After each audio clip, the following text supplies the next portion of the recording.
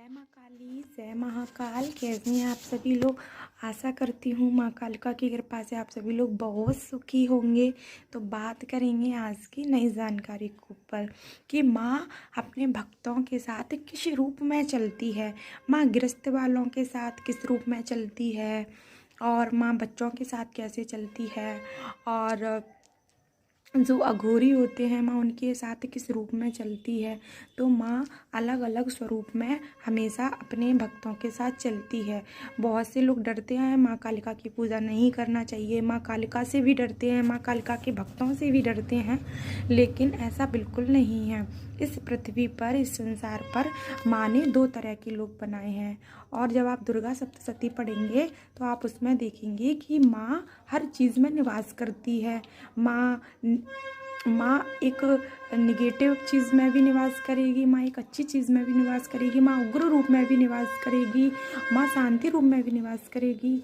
तो माँ हर चीज़ में निवास करती है, आप समझ ही रहे होंगे।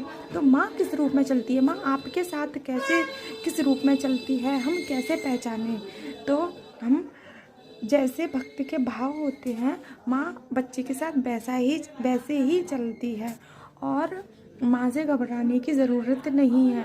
बहुत से लोग माँ की पूजा नहीं करते, भक्त आप हिंदू सनातनी होके माँ के बारे में भ्रम फैलाते हो, ये बहुत ही गलत है, और ये सुन के बहुत दुख होता है।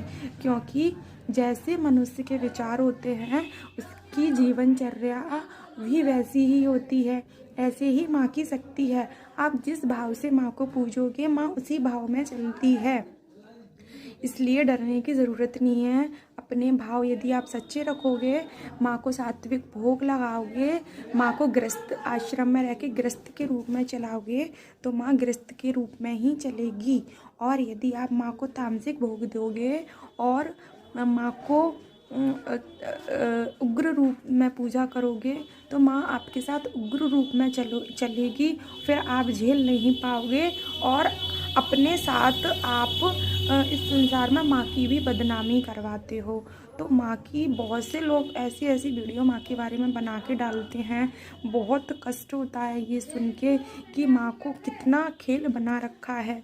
माँ बहुत ही भोली होती है, उसका यूँ अपमान मत करवाइए। माँ सबके कार्य बनाने के लिए आती है संसार में, माँ आपके ऊपर खेलने और एडवर्टाइज़र करने नहीं आती इस दुनिया में। तो प्लीज़ आपसे भी रिक्वेस्ट है, और आप भी सबसे रिक्वेस्ट करना कि माँ के खेल मत बनाइए, माँ की भक्ति कीजिए।